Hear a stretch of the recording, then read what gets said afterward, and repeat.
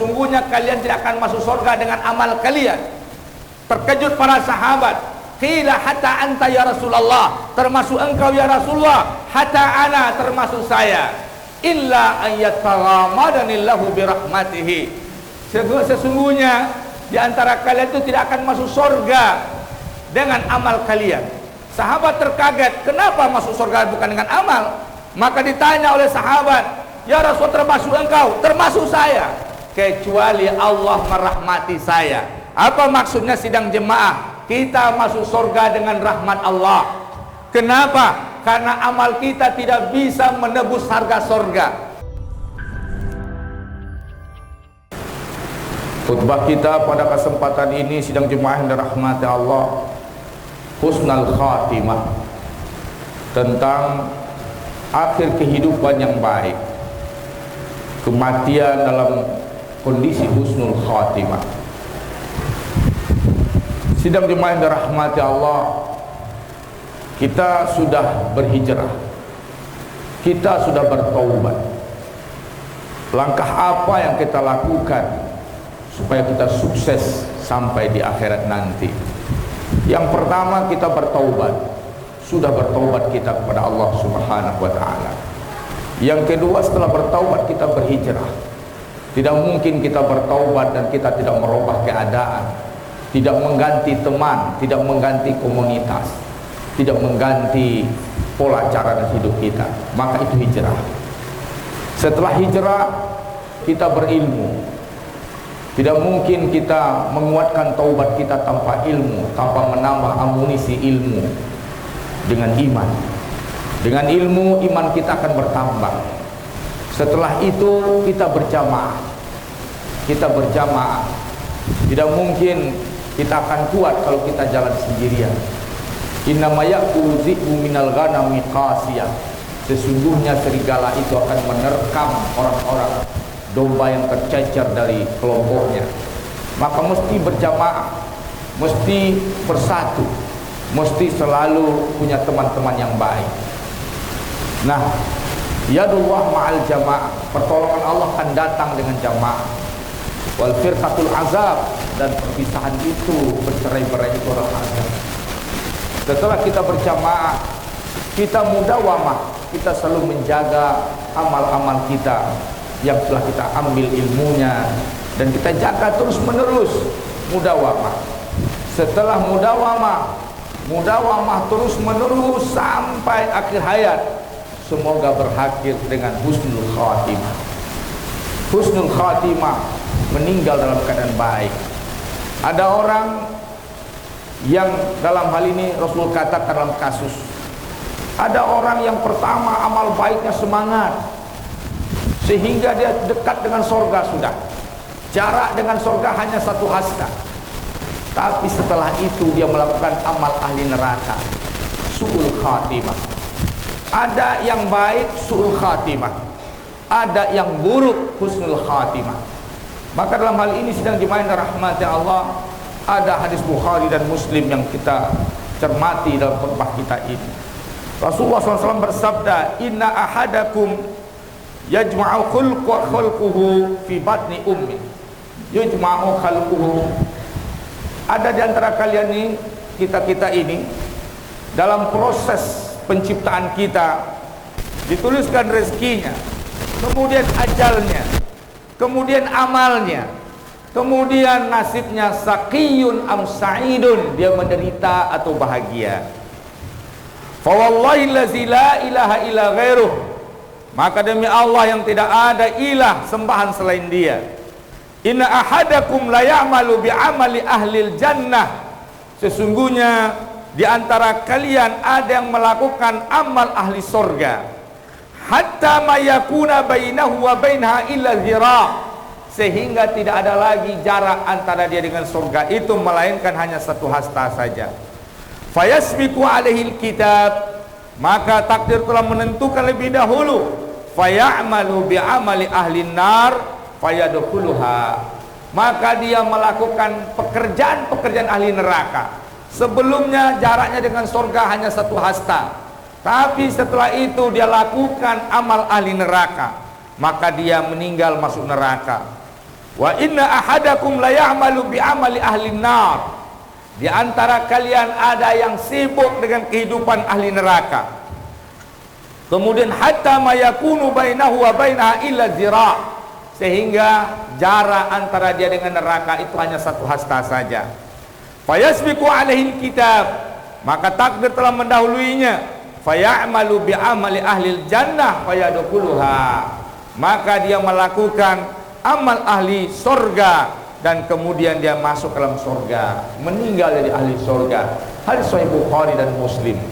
Sidang jemaah Jumat yang dirahmati Allah, hadis ini bukanlah kesannya isyarat untuk kita bertawakal, bahwasanya apa saja yang kita buat sudah ditentukan oleh Allah Subhanahu wa taala. Untuk apa kita beramal? Tidak demikian sidang jemaah yang dirahmati Allah. Setiap kita ini sudah diberi kesempatan oleh Allah, kesempatan untuk jadi orang baik, tapi kadang-kadang kita melalaikan kesempatan itu dan kita dipilih jadi orang buruk. Setiap kita ini pasti datang kesempatan jadi orang baik dan jadi orang buruk. Datang teman yang baik, datang teman yang buruk. Datang ajakan yang baik, datang ajakan yang buruk. Tetapi sidang jemaah yang dirahmati Allah, kita meresponnya hal yang tidak baik, kita meresponnya hal yang buruk. Maka sidang jemaah yang dirahmati Allah, Allah tahu apa yang akan kita pilih.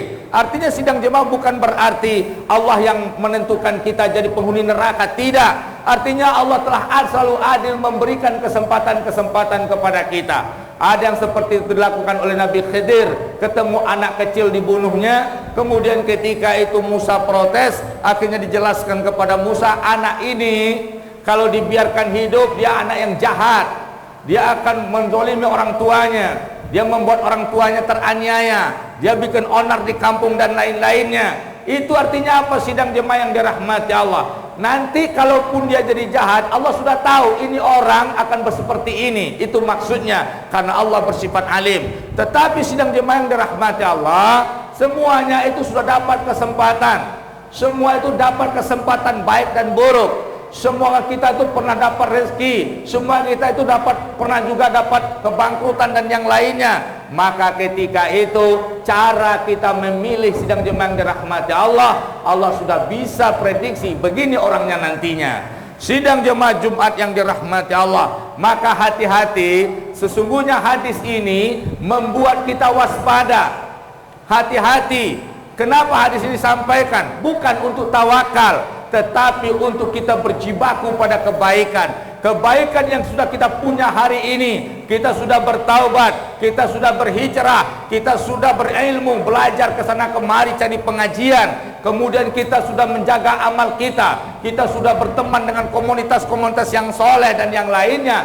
Maka maksudnya harus dijaga, jangan lalai, bahwasanya kesempatan syaitan itu akan datang suatu saat menyesatkan kita. Dan bahwasanya keadaan itu bisa saja berubah pada ketentuan, pada suatu saat yang tidak terduga. Maka sidang jemaah, hadis ini mengingatkan, hari ini Anda orang soleh, bisa saja nanti Anda su'ul khatimah, bisa saja Anda nanti melakukan amal-amal ahli neraka. Artinya apa? Siaga terus berkepanjangan. Hadis ini warning sidang jemaah yang dirahmati Allah. Bukan maksud hadis ini tawakal, membenarkan yang salah, tidak seperti itu sidang jemaah. Tetapi hadis ini mengingatkan kepada kita, bisa saja orang yang hari ini yang melakukan amal-amal yang soleh, yang jaraknya dengan sorga seakan-akan hanya satu hasta, sudah dekat dengan sorga. Maka bisa saja orang seperti itu la ya'malu bi amali ahli nar, dia melakukan amal-amal ahli neraka, fayadkhuluha, dan kemudian dia masuk ke dalam neraka. Begitu juga sidang jemaah yang dirahmati Allah, yang hari ini Anda banyak dosa, yang hari ini Anda sudah terlanjur berbuat aniaya pada diri Anda, telah terjebak kepada kehidupan-kehidupan yang hitam, kehidupan-kehidupan yang haram. Jangan putus asa untuk bertaubat. Walaupun jarak Anda sudah satu hasta dengan neraka, jangan putus asa untuk bertaubat sidang jemaah. Kenapa sidang jemaah yang dirahmati Allah? Karena bisa saja di orang-orang yang tadi melakukan ahli neraka, amal ahli neraka, la ya'malu bi amali ahli nar, hatta yakuna bainahu wa bainahu illa zira', tidak ada jarak antara dia dengan neraka itu melainkan satu hasta. Fayamalu bi amali ahli jannah, kemudian dia lakukan amal ahli sorga, maka fayadkhuluha, meninggal dia, masuk sorga dia. Sidang jemaah Jumat yang dirahmati Allah, tentu timbul pertanyaan bagi kita, kok bisa saja orang panjang berbuat dosa, dia berbuat dosa berkepanjangan, kemudian sudah dekat dengan neraka, tinggal sisa umurnya sekian tahun saja, kemudian dia taubat, dia hijrah, dia melakukan amal soleh, dia sungguh-sungguh taubatnya kepada Allah Subhanahu wa ta'ala, dia melakukan amal-amal ahli sorga, meninggal dunia dia dan masuk sorga, padahal amal kejahatannya lebih panjang daripada amal keburukannya. Sidang jemaah Jumat yang dirahmati Allah, inilah jawaban Rasulullah sallallahu alaihi wasallam, sungguhnya kalian tidak akan masuk sorga dengan amal kalian. Terkejut para sahabat, qila hatta anta ya Rasulullah, termasuk engkau ya Rasulullah, hatta ana, termasuk saya, illa an yataghamadanilahu birahmatihi, sesungguhnya di antara kalian itu tidak akan masuk surga dengan amal kalian. Sahabat terkaget, kenapa masuk surga bukan dengan amal? Maka ditanya oleh sahabat, ya Rasul, termasuk engkau, termasuk saya, kecuali Allah merahmati saya. Apa maksudnya sidang jemaah? Kita masuk surga dengan rahmat Allah. Kenapa? Karena amal kita tidak bisa menebus harga surga. Hutang kita kepada Allah tidak pernah terbayar sidang jemaah. Kebaikan yang Allah berikan kepada kita, anugerah dan rezeki yang kita terima, tidak seimbang dengan amal kita sidang jemaah yang dirahmati Allah. Mulai Anda balik sampai Anda meninggal tidak pernah meninggalkan sholat, tidak pernah berbuat jahat dan yang lainnya, tetap meninggal punya hutang pada Allah. Ketika Anda meninggal dunia, diurus jenazah Anda, dikafani, disolatkan oleh orang, kapan dibayar kebaikan orang kepada kita? Orang itu melakukan karena Allah Subhanahu wa ta'ala, maka kita ini tetap berhutang. Maka kita sidang jemaah, amal kita tidak bisa menebus surga. Maka Allah lengkapkan kekurangan kita dengan rahmatnya. Maka kalaupun ada orang yang bertaubat di akhir, di penghujung umurnya, kurang amalnya, rahmat Allah yang mencukupkannya. Kenapa? Karena taubatnya mendapatkan rahmat Allah Subhanahu wa ta'ala. Untuk itu sidang jemaah Jumat yang dirahmati Allah, maka perlu kita menjaga amal-amal kita ini. Yang sudah beramal tetap waspada, jaga terus sampai husnul khatimah. Jangan sudah merasa hebat, sudah merasa lebih, berbangga-bangga dengan amal kita. Ingat, bisa saja orang yang sudah dekat dengan surga meninggal dengan ajab sebagai ahli neraka. Begitu juga sidang jemaah yang hari ini masih belum bisa bertaubat, segera bertaubat sidang jemaah. Nanti jangan pula nanti bisa saja orang jahat ini meninggal dengan husnul khatimah. Belum tentu sidang jemaah. Ada hadis lain, innan nasa mata ala ma'asa, manusia mati sesuai dengan cara hidupnya. Kalau dia tidak sempat bertaubat sebelum meninggal dunia, atau dalam keadaan lalai dan dicabut nyawanya tiba-tiba, apalagi di akhir zaman sidang jemaah, manusia mati secara mendadak. Lan taqumas sa'ah hatta matan nasu fujatan, tidak terjadi kiamat melainkan manusia mati secara mendadak. Untuk itu sidang jemaah yang dirahmati Allah, taubat tidak bisa ditunggu-tunggu. Maka salah satu nasihat Ibrahim bin Adham terhadap orang yang akan melakukan maksiat, diberikannya 5 nasihat. Apa yang pertama, kalau kamu ingin bermaksiat, jangan engkau makan rezeki dari Allah, cari rezeki selain rezeki Allah. Tidak mungkin wahai Ibrahim, semuanya ini rezeki dari Allah. Maka tidaklah kalau kau tahu itu rezeki dari Allah, apakah layak engkau bermaksiat sementara rezekinya masih dari Allah?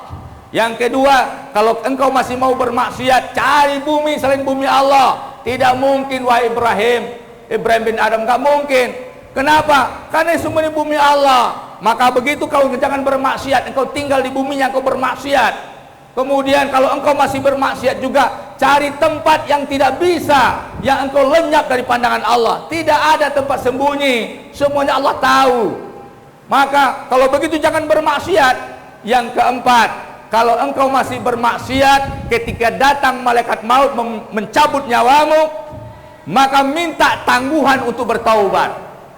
Tolong diundur, saya ingin bertobat dulu. Nggak bisa, wahai Ibrahim. Kalau nggak bisa, jangan kau bermaksiat. Artinya apa? Nggak bisa ajal ditangguhkan. La yastakhiruna sa'atan wa la yastaqdimun, kata Allah dalam Al-Quran. Tidak dilambatkan dan tidak juga dipercepat. Kemudian sidang jemaah rahmatan yang kelima, kalau engkau masih ingin juga bermaksiat, ingat, ketika malaikat Zabaniyah menarikmu ke neraka, tolong kamu mengelak darinya. Oh, nggak bisa. Mana yang bisa kita mengelak dari Zabaniyah? Maka diseret ke neraka. Untuk itu sidang jemaah yang dirahmati Allah, hati-hati. Dalam kasus ini sidang jemaah, iblis, penghuni sorga, Imam Al-Qurtubi dalam kitabnya Tazkirah mengatakan iblis taat pada Allah selama 800.000 tahun, mentaati Allah, beribadah pada Allah sampai dimuliakan oleh Allah. 800.000 tahun dia taat kepada Allah. Tetapi ketika diciptakan Adam, muncul kesombongannya, maka akhirnya iblis dikutuk, diusir dari sorga dan menjadi penghuni neraka.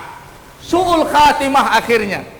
Sidang jemaah yang dirahmati Allah, banyak pengusaha yang su'ul khatimah. Tahukah Anda Korun? Dari miskin, ketika miskin dia soleh, setelah itu minta pada Nabi Musa didoakan supaya dia kaya, diberikan kekayaan. Dengan kekayaan itu dia akhirnya su'ul khatimah, mati dalam keadaan diazab oleh Allah Subhanahu wa ta'ala. Ada juga pejabat yang su'ul khatimah, ada juga pengusaha yang su'ul khatimah, ada pedagang yang su'ul khatimah. Kalau seandainya dia tidak paham mana kebutuhan dan mana yang tujuan, dia menganggap fasilitas dunia ini, kebanggaan dunia ini, tipuan dunia ini, pujian yang sesaat ini, itulah tujuan hidupnya, maka dia akan su'ul khatimah. Tetapi kalau dia tahu tujuan itu adalah reda Allah Subhanahu wa ta'ala, tujuan itu selamat dunia dan akhirat, hasanah di dunia wa hasanah fil akhirah, maka insya Allah dia husnul khatimah. Tahukah Anda, di dalam sejarah Islam banyak tokoh-tokoh yang sebelumnya orang-orang jahat. Siapa yang tidak kenal dengan orang yang sangat memusuhi Rasulullah, Umar bin Khattab? Kemudian mereka hijrah, taubat, masuk Islam dan cinta kepada Rasul, kemudian dia husnul khatimah. Bagaimana dengan sahabat Khalid bin Walid yang memerangi Nabi di perang Uhud, memimpin perang Uhud sampai Nabi kalah dalam perang Uhud? Kenapa Nabi kalah? Dipimpin oleh Khalid bin Walid. Setelah itu Khalid bin Walid masuk Islam, dan kemudian sidang jemaah Khalid bin Walid husnul khatimah. Banyak contoh-contoh husnul khatimah. 187 Hijriah dia meninggal. Seorang ulama besar, Fudail bin Iyad, yang tadinya dia pelaku kejahatan tapi husnul khatimah. Ada lagi kisah yang luar biasa, di mana seorang pemabuk besar, yaitu Abu Mihjan, penyelamat perang Qadisiyah.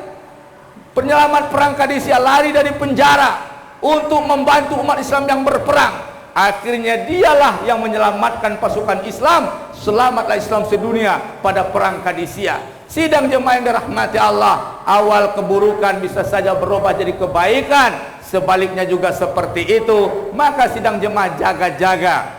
Maka ayat yang mengatakan wal asri, demi waktu, demi masa, innal insana lafi khusrin, manusia dalam keadaan merugi, pasti merugi. Illal ladzina amanu, kecuali orang-orang yang beriman. Ini menjaganya supaya husnul khatimah. Illal ladzina amanu, jaga iman, ilmu dan iman. Wa amilus solihat, jaga amal soleh terus menerus sampai mati, sampai husnul khatimah. Kemudian watawasau bil haq, jaga dengan saling bernasihati berjamaah. Watawasau bis sabar, fa'tabiru ya ulil absar la'allakum turhamun.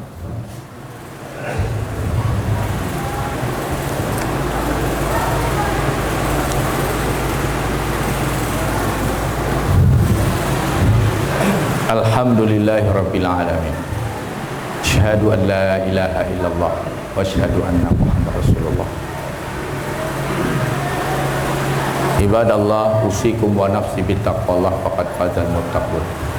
Qala Allah azza wa jalla fil Qur'anil azimil mubin. A'udzu billahi minasyaitonir rajim. Bismillahirrahmanirrahim. Dzalikal kitabu la raiba fihi hudan lil muttaqin. Setelah kita berhijrah maka pedoman hidup kita mesti dirubah. Kita mesti berpegang teguh dengan Al-Quran. Hanya satu petunjuk jalan ke surga itu, yaitu Al-Quran. Tidak ada petunjuknya pada koran, tidak ada petunjuknya pada yang lain. Hanya satu saja, Al-Quran dan Sunnah.